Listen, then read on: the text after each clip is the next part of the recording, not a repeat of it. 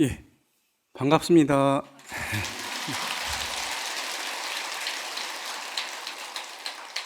예, 지난 시간까지 아마 화엄경의 첫 번째 세조묘품 보셨고, 오늘 열애현상품과 보현산매품 저희 같이 살펴보도록 할 건데요.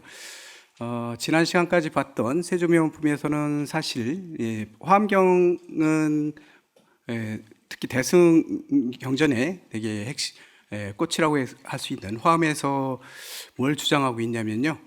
우리 모두가 다 부처다. 다 내가 주인공이다라는 얘기를 세조명품에서 아마 보셨을 겁니다. 이 세상 모든 사람들, 내가 바로 부처이고, 내가 부처이고, 모두가 다 부처고, 이 세상 주인은 바로 나다라는 선언을 하신 것이 바로 세조명품이라고 볼 수 있거든요. 그렇다면 다 주인공인데, 그러면 부처님의 모습은 어떤 모습을 하고 있을까? 이게 깨달은 부처님의, 나의 모습도 부처의 모습이 다 부처의 모습인데, 근데 저희들은 부처의 모습을 잘 모르고 살잖아요. 자기가 부처인 것도 잘 믿지 못하는 경우 되게 많죠. 왜냐하면 내가 사는 모습을 바라보면 나는 그냥 중생으로 살고 있는 것 같은데 내가 부처다 이런 얘기하면 잘 믿어지지가 않는 이런 경향들이 있어요. 그래서 대승을 믿기가 되게 힘들다. 근데 부처님은 왜 우리가 모두가 다 이미 갖춰진 부처라고 얘기하셨는가, 이런 선언을 하셨는가에 대한 내용들이 화엄의 세계에서 이제 펼쳐지고 있는 건데, 바로 그렇다면 우리에 잘 보이지 않는 그럼 부처는 어떤 모습을 하고 있는가, 이것이 바로 두 번째, 부처님은 어떤 모습을 하고 계신지, 부처님의 모습은 어떠한지, 여기에 대해서 질문하고 여기에 대해서 설명하고 있는 내용이 바로 열의 현상품이다, 이렇게 보시면 되거든요. 부처님의 모습에 대한 질문이에요. 그렇다면 모두가 다 부처라면 부처님은 어떤 모습을 하고 계실까? 이게 바로 열의 현상품이다, 이렇게 보시면 되고요.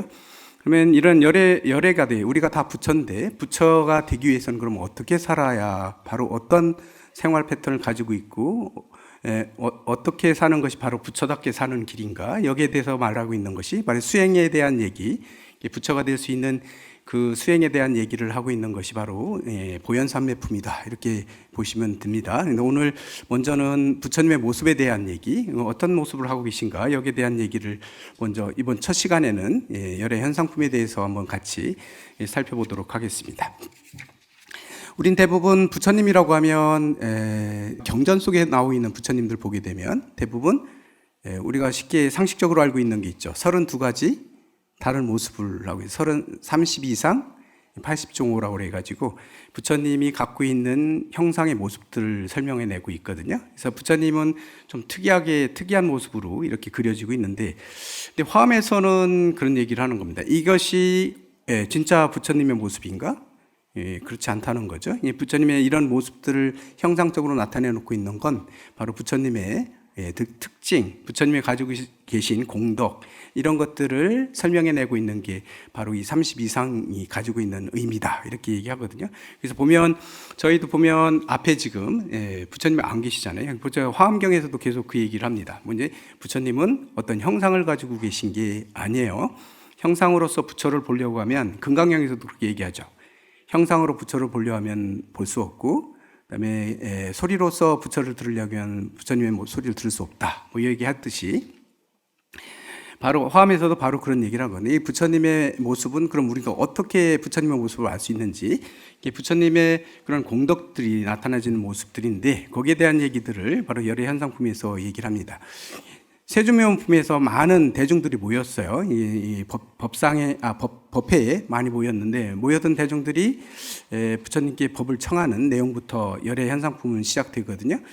그러면서 부처님의 어떤 모습인지를 묻고 있는데, 한번 첫 번째 구절 한번 보게 되면, 이시의 제보살과 그 밀체 세간주가 작시 사유하니라 오나 시 제불지야, 이랬습니다. 이게 뭐냐면, 그때의 모든 보살과 일체 세간의 주인들이 이러한 생각을 머릿속으로 생각을 떠올렸는데, 어떤 생각을 떠올렸냐면요, 어떤 것이 모든 부처님의 지위일까, 그러니까 어떤 모습이 부처님의 지위일까, 그 다음에 어떤 것이 모든 부처님의 경계일까, 부처님의 경계는 도대체 어떻게 되어 있을까, 이거 머릿속으로 지금 생각하고 있는 거거든요. 그 다음에 부처님의 가지, 그 다음에 부처님의 행하는 바, 부처님의 힘, 부처님이 두려움 없음 이런 것들이죠. 그리고 부처님의 삼매, 부처님의 신통, 부처님의 자제함 이런 것들에 대해서 궁금해하거든요.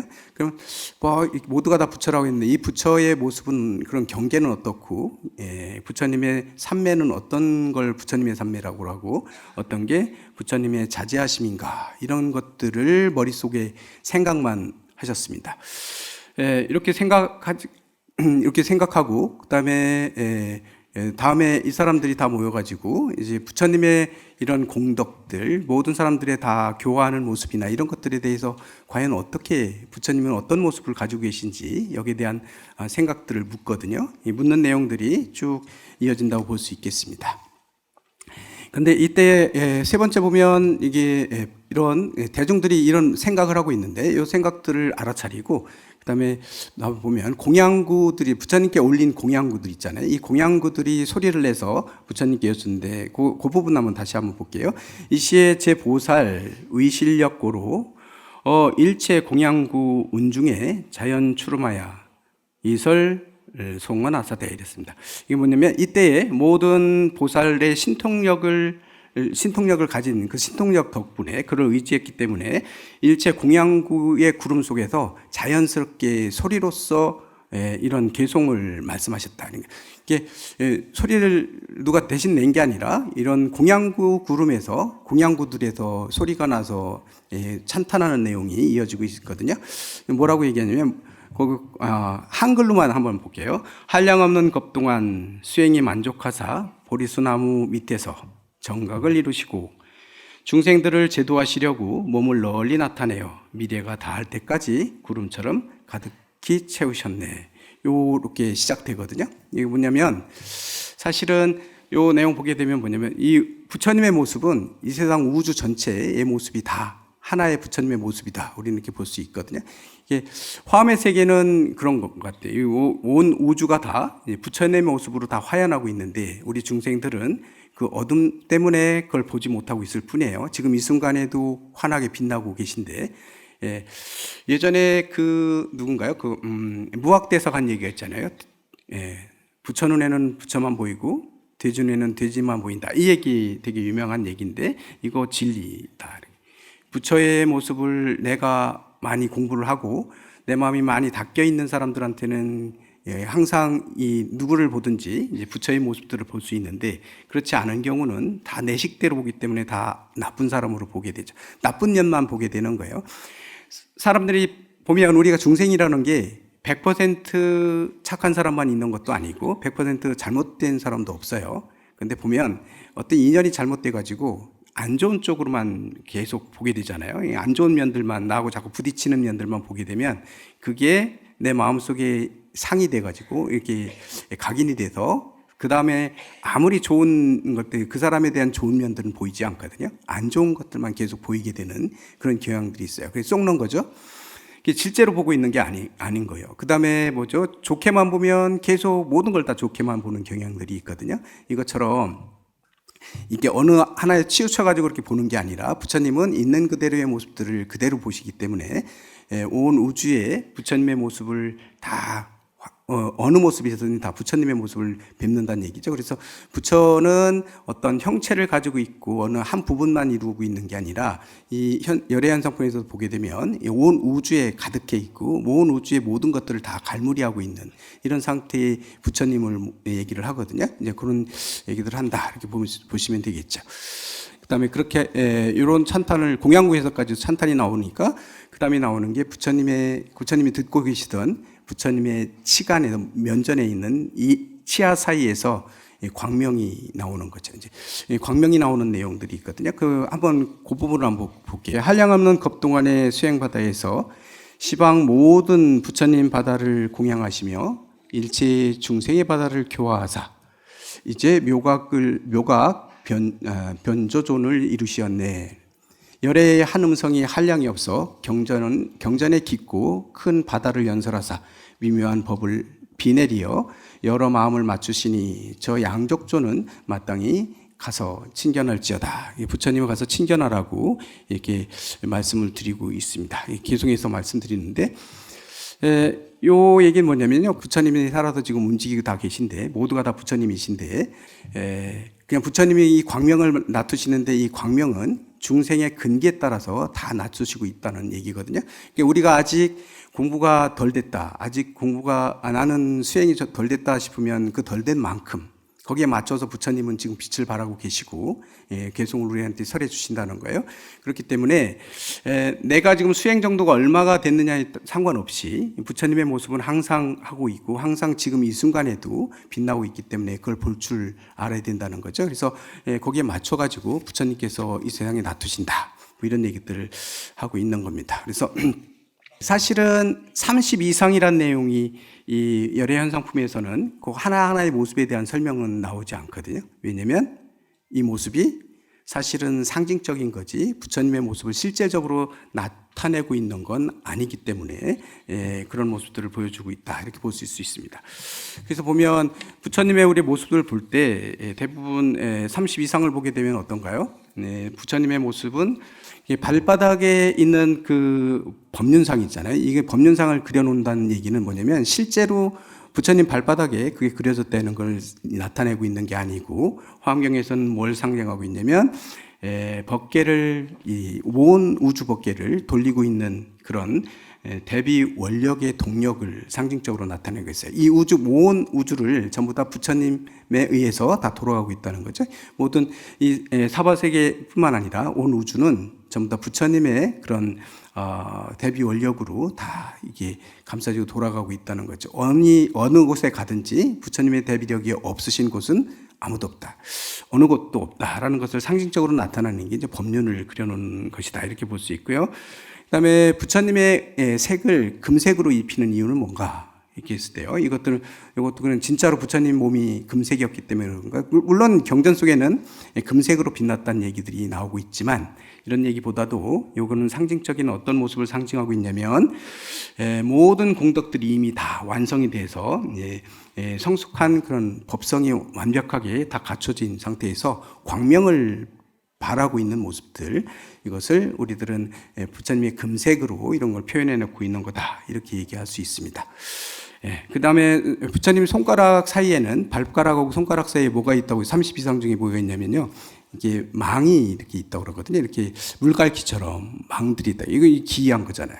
진짜 부처님이 그렇다면 이건 기인일 건데, 이것도 뭘 상징적으로 나타나고 있냐면요, 부처님은 누구든지 망이 있기 때문에 손에 올려놔도 빠지지 않죠. 이런 건 모든 걸 이게 누구든지 확 잡아가지고 어디 구속시키는 게 아니고 모든 걸 다 평등하게 대할 수 있는 이런 모습들을 상징적으로 나타내고 있는 게 바로 부처님의 그런 공덕들을 나타내고 있는 모습들이 30 이상이다, 뭐 이런 얘기를 하시죠. 그런데 이 30 이상에 대한 얘기가 이 열애현상품에서는 굳이 나오진 않고 되게 어렵게 막 찬탄하는 내용들로 다 나오는 거거든요.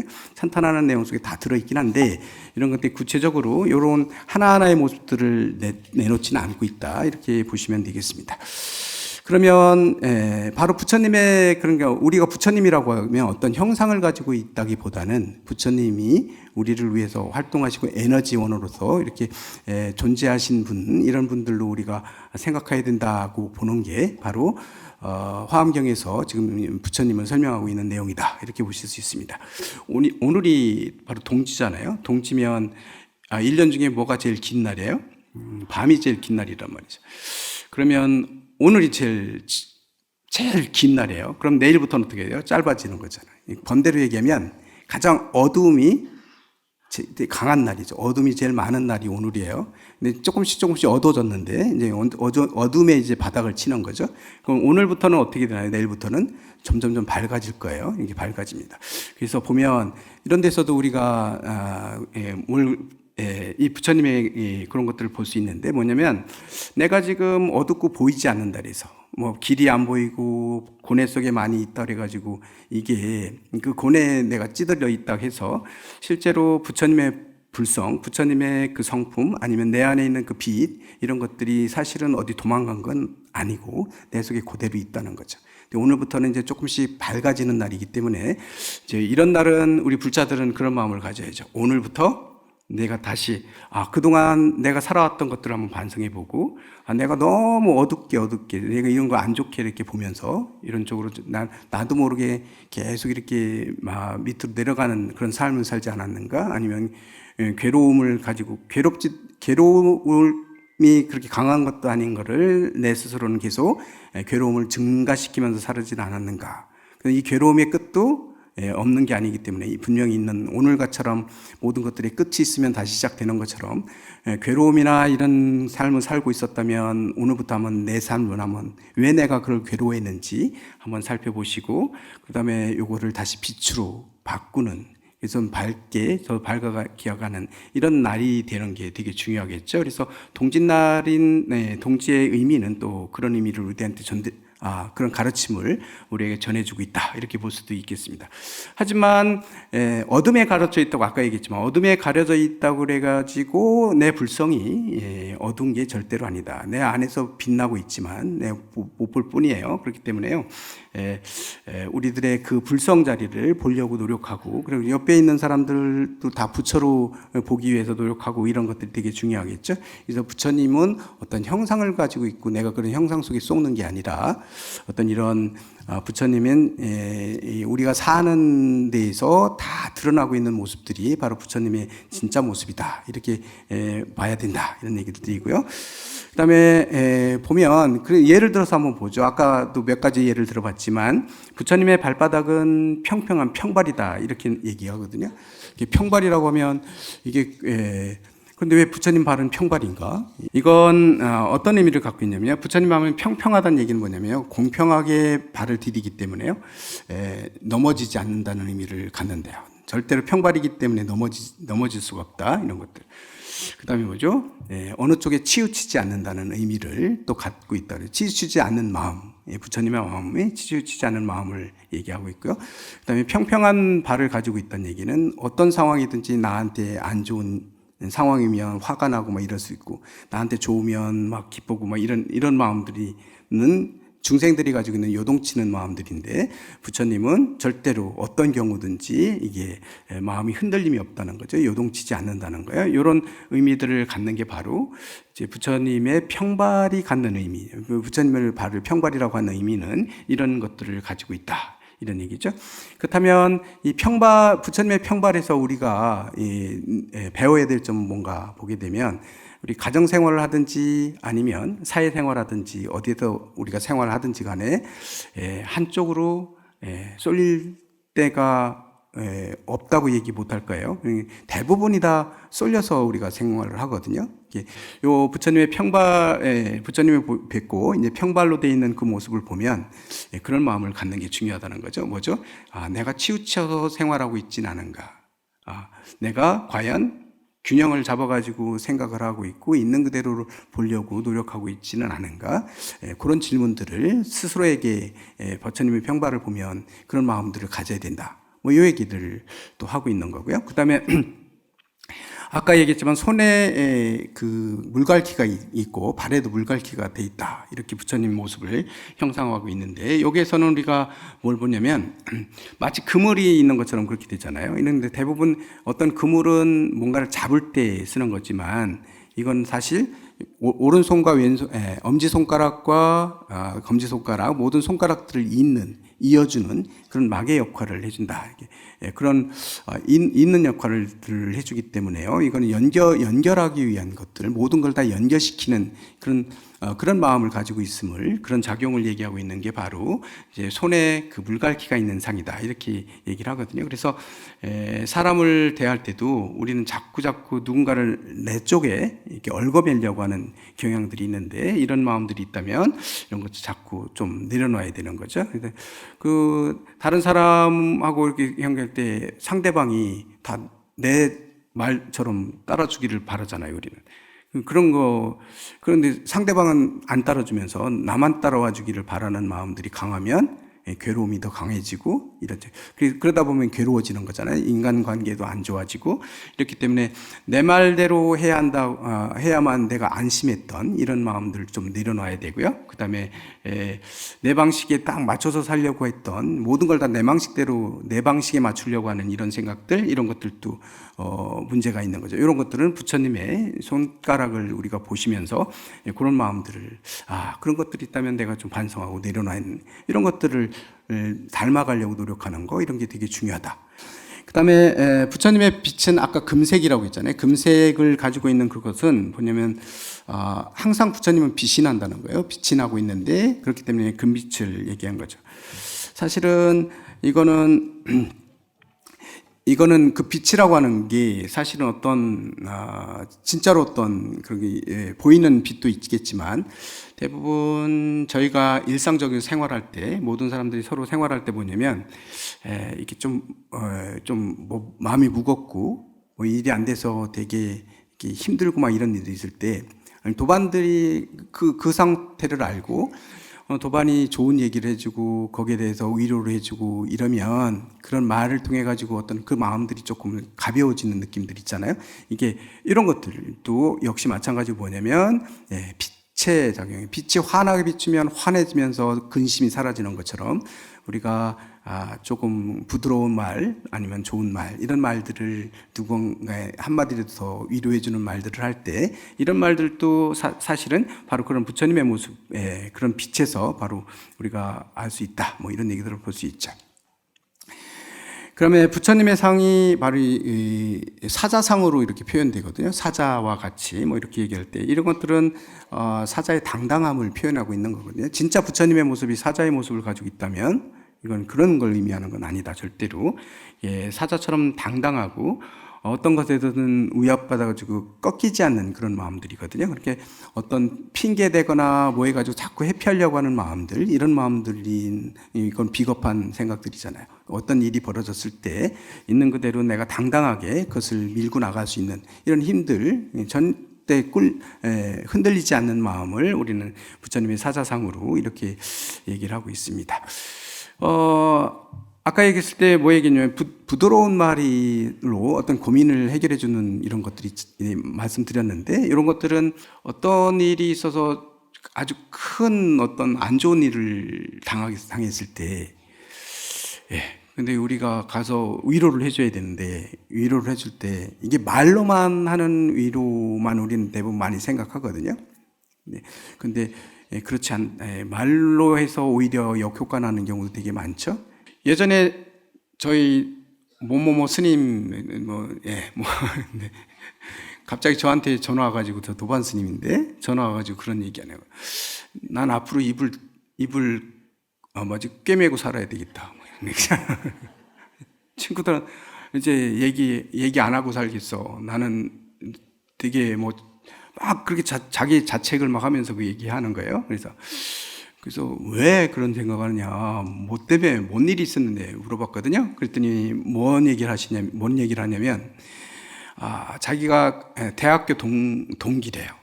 대학 동기인데 지금 뭐 우리가 한 60 됐으니까요. 한 50대 중간 정도 됐을 때였던 것 같은데, 대학 동기인데 한번 찾아왔다는 거예요. 좀 친해져가지고, 이제 학교 다닐 때부터 친했으니까 이제 오랜만에 연락이 되고 하다 보니까 이제 좀 교류를 하고 살았는데, 스님한테 찾아온 거예요. 찾아왔는데 이제 되게 이제 우울해져서 온 거예요. 와가지고 이제 하소연을 다 하는데 뭐냐면, 자기의 부인이 안 좋은 병에 걸렸는데 시한부 판정받은 3개월밖에 못 산대요. 이제 그 얘기 때문에 이제 하소연하러 온 거예요. 위로받고 싶어서 왔거든요. 그래서 막 얘기하는 게, 제가 그 도반의 성품을 알거든요. 그 도반은 말을 조금 직선적으로 하는 스타일이고, 그런데 이제 뭐라고 얘기했냐면 그런 병은 너 때문에 생긴 거다. 그래서 네가 죽인, 네가 속색이 그래, 네한테 문제가 있다 얘기한 거예요. 그랬더니 그 친구가 펑펑 울기만 했대요. 막 그렇게 얘기했어요. 저는 그 스님의 얘기를 저희는 알아요. 그 도반 스님의 마음을 알기 때문에, 성격도 알고 스타일을 알기 때문에 무슨 얘기가 주였냐면, 그러니까 남은 기간 잘해줘라, 이 얘기거든요. 남은 기간 최선을 다해서 잘 보내주고 잘해주라는 얘기인데, 그렇게 받아. 지금 위로받고 네가 죽인 건 네가 잘못한 거야, 네가 그런 거야, 다 네가 만든 거야, 이렇게 얘기했다는 거예요. 그러니까 그 자리에서는 펑펑 울기만 하고 갔는데, 집에 돌아가가지고 이제 술 많이 먹었겠죠. 한 다음에 새벽 1시 한참 자고 있는데 전화가 왔대요. 전화가 배를 안 꺼놓고 잤나 봐요. 전화가 온 거예요. 전화를 받았는데 받자마자 욕을 막 하더래요. 네가 중이야, 뭐 그런 거죠. 난 너 스님으로 너 앞으로 난 너 존경 못해, 막 이런. 어떻게 그렇게 얘기할 수 있냐. 막 보면 다시는 연락도 하지 말고 평생 보지 말자, 막 이래.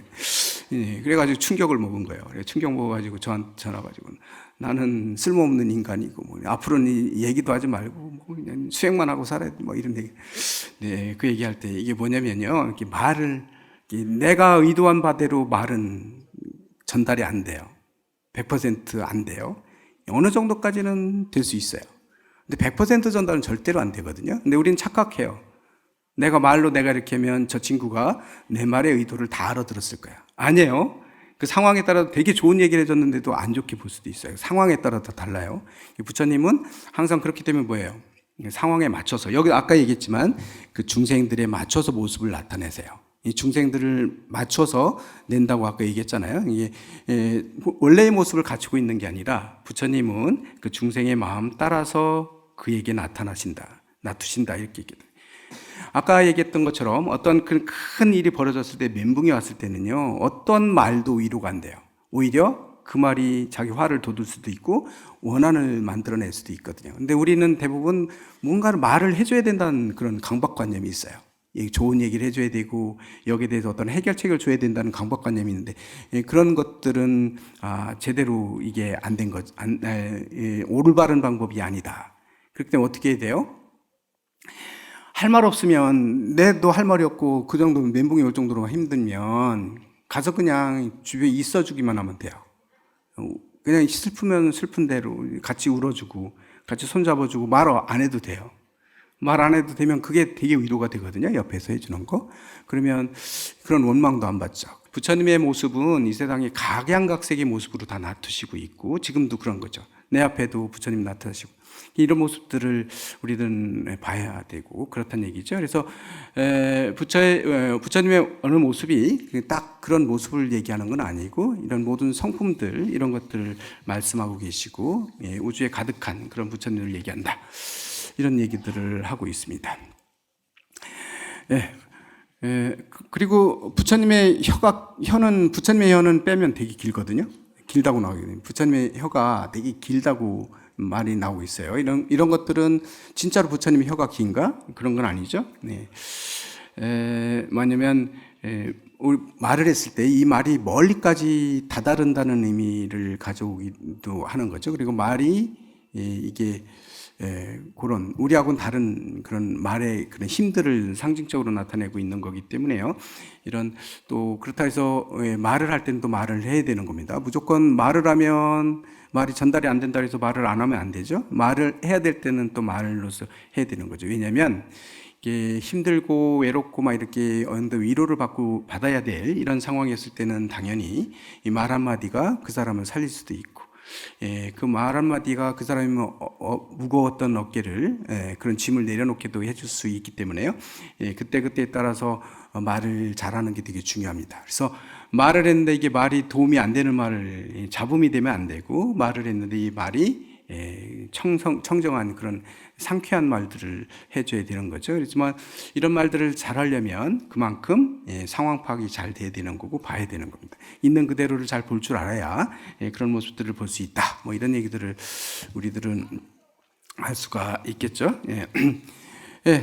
그래서 이런 32상들을 전부 다 부처님의 모습으로 지금 표현하고 있는데, 이 32상이 전부 다 실제의 모습이 아니라 부처님의 그런 부처님의 가지고 계신 그런 능력, 그리고 그런 힘, 이런 것들을 말씀하고 계신 것이다. 우리는 이렇게 볼 수 있다 얘기죠. 이런 모든 가르침을 주시고 하다 보니까 이게 사방에서 시방에서 몰려들었던 이 부처님 보살들이 이제 마지막 이 열애현 상품에서 마지막으로 하고 있는 내용이 뭐냐면요, 개송으로서 부처님을 찬탄하는 내용이 이어지거든요. 부처님 찬탄하는 내용들을 조금 한번 볼게요. 먼저 승은보살이라고 하는 보살이 먼저 이 부처님의 가르침을 다 보고 부처님의 현상 나오신 부처님의 모습들을 다 목격한 다음에 이제 이렇게 찬탄을 합니다. 주거 중에 곧 대중 가운데서 부처님의 의실력을 받들어 시방을 관찰하고 개송으로 말하였다. 이게 부처님의 의실력을 받들어서 말했다. 이게 뭐냐면 이 보살들이 얘기하는 것 자체도 누가 얘기하고 있는 게냐면 부처님의 의실력을 받들어서 얘기하고 부처님의 그 법에 의해서 부처님이 말씀하시는 거 똑같은 거란 얘기예요. 우리들이 얘기하는 거나 누가 얘기하든지 여기서 얘기하는 법음을 얘기하는 건 다 부처님이 말씀하시는 거고 똑같아요. 부처님은 어떤 형상을 가지고 있기 않기 때문에 직접 말씀하시는 게 아니라 이렇게 통해서 이 말씀하시는 거죠. 부처님의 몸 법계에 충만하사, 부처님의 몸은 법계에 충만하사, 이게 첫 번째 문장인데요. 온 우주 법계에 가득해 있다. 부처님의 모습은, 부처님 몸은 어디도 안 계신 곳 없이 가득해 있다는 거예요. 가득해 있다. 이걸 우리가 깨달아야 되는데 우리는 그렇게 보이지가 않죠. 그렇지만 이런 모습들 지금 보여주고 있는 거예요. 부처님의 모습은 우주 전체가 다 부처님의 모습이 아닌 게 없다. 다 우주 전체가 모두가 다 부처의 모습이다. 이 얘기를 하는 거죠. 충만하사 일체 중생 앞에 널리 나타나시니, 일체 모든 중생들 앞에 다 놔두시고 계세요. 인연 따라 감응함이 들어하지만, 인연 따라서 다 감응해주고 있지만 이 보리자에 항상 계시네. 보리자에서 내려간 적이 없다는 거예요. 움직인 적이 없으세요. 다 펼치고 계시지만 그런 얘기를 하고 있어요. 오늘 제가 새벽에 이제 깜깜할 때 출발해서 오거든요. 이제 출발해서 오다 보면 평상시에 이제 오다 보면 이제 해가 뜨는 모습들이, 지금은 동지기 때문에 해가 좀 늦게 뜨잖아요. 어쨌건 밤이 길기 때문에. 그러니까 7시 정도 됐는데 이제 해가 막 뜨는 모습들이, 해가 뜨니까 사방의 모습들이 또 다른 모습으로 보이잖아요. 상쾌하고 뭐 이런 모습들이잖아요. 평상시에 못 봤던 모습이에요. 그 시간에는 절에 있었기 때문에 그런 모습 볼 수가 없죠. 근데 오늘은 특별히 나와서 보면 다 보는데 예전에 봤던 모습들이 아니에요.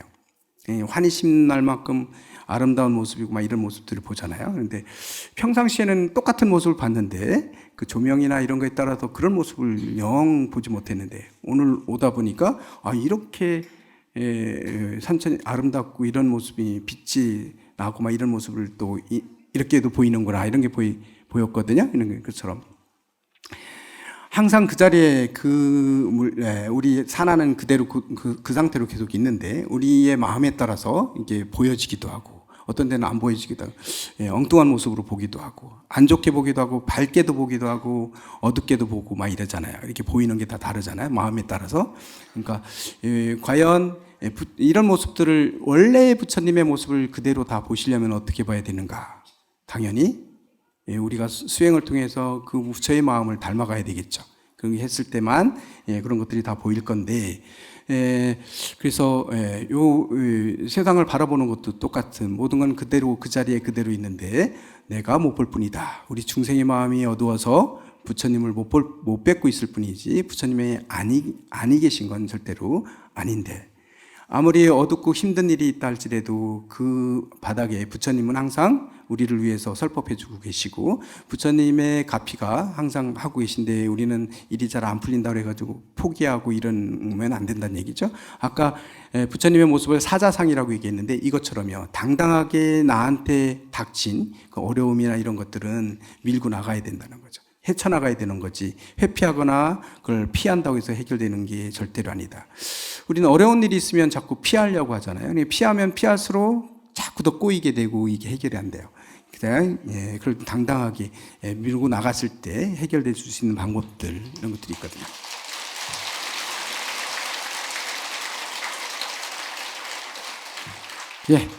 그 다음에 보게 되면요. 그래서 보면 열의 낱낱 모공 가운데에, 그 다음 구절 한번 볼게요. 모든 가운데에 낱낱 세계 티끌수의 부처님 앉으시고, 그러니까 티끌티끌마다 다 부처님이 앉아 계세요. 이게 뭐냐면 모든 모습들이 다 부처의 모습 아닌 게 없다는 거예요.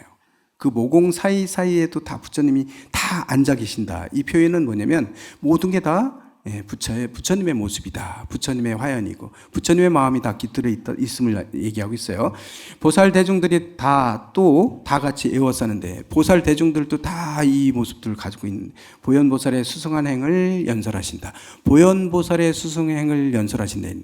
우리가 실천해야 될 면목들, 이런 거, 부처님의 부처님이 작동하고 있는 모습들, 부처님이 지금도 내 안에서 활동하고 계신 모습들은 대부분 다 뭐냐면 보현삼매로 표현하거든요.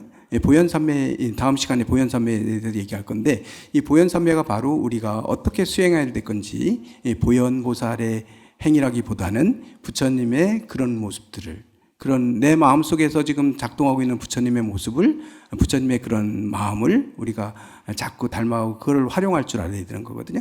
항상 내 마음속에서는 부처님이 이렇게 하라고 알려주고 계신데 내 욕망에 휩싸여가지고 그걸 다 무시해버리고 이게 보지도 않고 이렇게 살아가는 경우가 되게 많아요. 모두가 다 부처인데도 불구하고 이런 것들이 많죠. 그 다음에 마지막으로요, 여기 보현보살, 개송으로서 부처님 덕을 지금 찬탄하는 부분이 나오는데, 마지막 상방, 14방에서 다 몰려오신 것도 다 생략하고요. 이게 워낙 내용이 많기 때문에. 마지막 상방보살이, 상방에서 온 정진보살이 찬탄하는 것들로 한번 마무리할게요. 여기 보면 부처님의 몸은 취할 수도 없으며, 마지막에 지금 찬탄하는 부분인데, 부처님의 몸은 취할 수도 없다. 이게 뭐냐면, 부처님의 몸이 이렇게 생겼다라고 우리가 딱 확정져서, 그리고 우리 눈에 이렇게 딱 결정적으로 이렇게 볼 수가 없다는 거예요. 취할 수 없다는 얘기는 부처님 몸은 우리 눈에 보이는 게 아니다. 그럴 수 있는 게 아니다는 얘기예요. 생김도 없고 일어남도 지음도 없으니 생기는 것도 아니고 이렇다니 중생에게 맞추어 앞에 나타나되 평등하기가 허공과 같다. 모든 중생이 나투신 모습은 또 다 다른 모습으로 나투세요. 근데 그런 부처님의 모습을 보는데 모두에게 평등하게 다 나투신다. 시방에 있는 부처님이 한 모공에 다 들어가 각각 나타내는 운과 신통을 지혜의 눈으로 능히 보도다. 비로자나 부처님 얘기하고 있는 거죠. 비로자나 부처님의 원력이 법계에 들어와요 일체국토 가운데서 가장 높은 법륜을 항상 굴리고 계시네. 한 터럭에서 신통 변화를 나타냄을 일체 부처님이 다 같이 말씀하사 한량없는 겁이 지나도록 그 끝을 알 수 없도다. 이게 뭐냐면 부처님은 돌아가시고 또 태어나시고 하시는 분이 아니라는 거예요. 부처님은 언제나 이 자리에 계시고 항상 어디선지 그대로 계신 분들이에요. 근데 우리 눈에는 왔다 갔다 하는 것처럼 보인다는 거예요. 그래서 그 부처님의 명호 중에 여래라는 말이 있거든요. 여래. 여는 법답게 오신 분이라는 의미로 대부분 평범하게 그렇게 해석을 많이 하죠. 법답게 오신 분이다. 진리대로 오신 분이다라는. 그래서 열애라고 올레자 써서 이렇게 얘기한다는데, 어느 분이 이 얘기를 또 이렇게 표현하는 거 보고서 이 화엄경하고 다 얘기해서는 또 진짜 이런 말 쓰면 되나요? 어쩌건 요거 기가 막히게 내 마음에 와닿던 이런 해석법이 있어서요.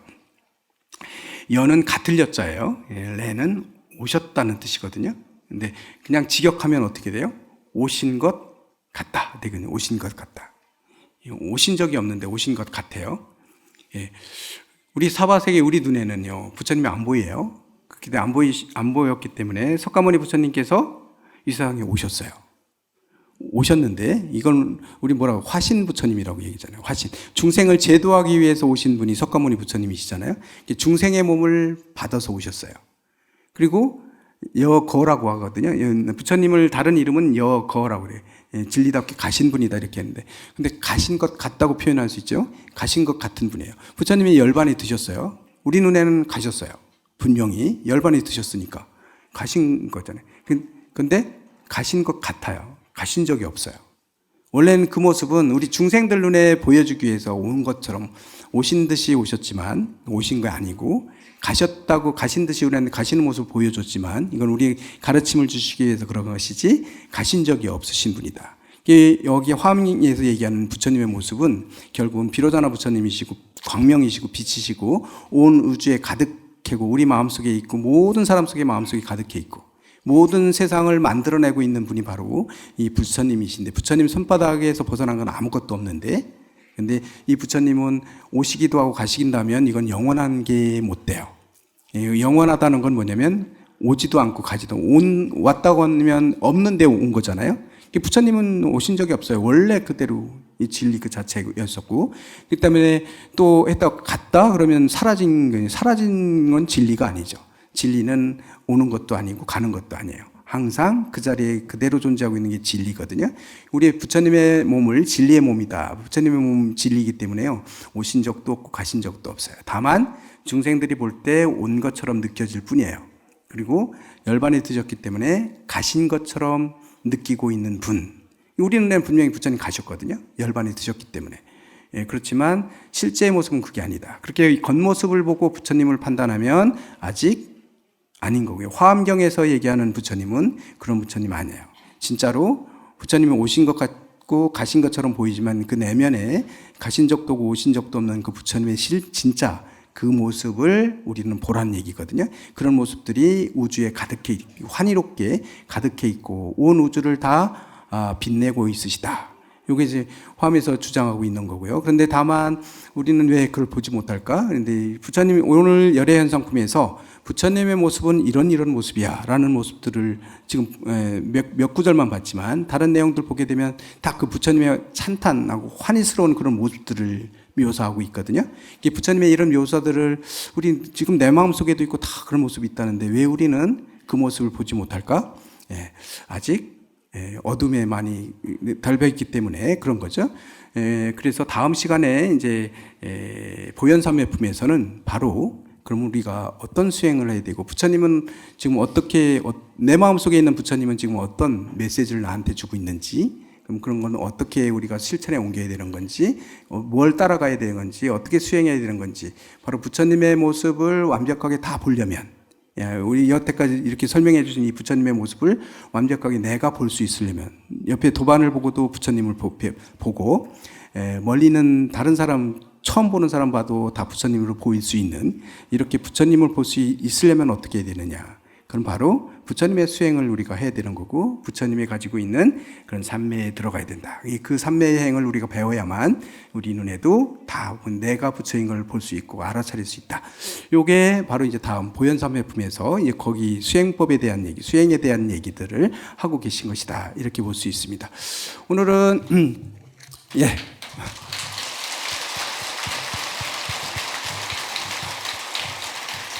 부처님의 모습은 어떤 모습인지, 이 세상에 부처님은 어떤 모습으로 나타셨는지, 어떤 형상을 가지고 계신지에 대한 실제적인 거기에 대한 내용들을 열애현상품에서 얘기하고 있다. 우리가 보든 볼 수 있든 말든, 우리가 세상을 바라볼 때 다 번뇌의 세계로도 볼 수 있고 고해의 바다로도 볼 수 있는데, 그 고해의 바다에서 벗어나는 부처님께서 말씀하셨기 때문에 이렇게 보현삼매를 통해서 그런 수행을 완성이 되면 이 사바세계가 고해의 바다가 아니라 이제 바로 이제 극락세계가 되는 것이고, 다 그런 의미를 설명하고 계신 것이다. 그래서 지금 화엄경 지금 출발하고 있는 거잖아요. 이 화엄경에서 처음에 이렇게 앞부분에서 부처님이 이런 모습을 갖고 있고, 부처님의 성품은 이런 분이시고 부처님은 이런 마음을 계속해서 빛을 바라고 계신 분이다 라는 이런 것들을 우리한테 알려주고 계신 거거든요. 그래서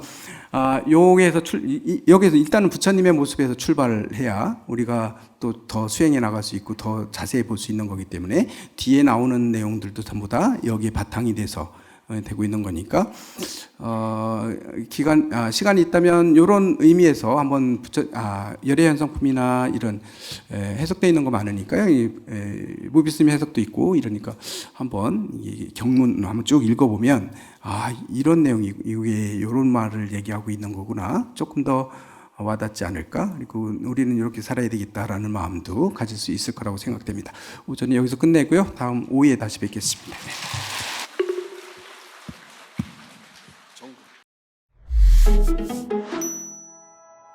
네.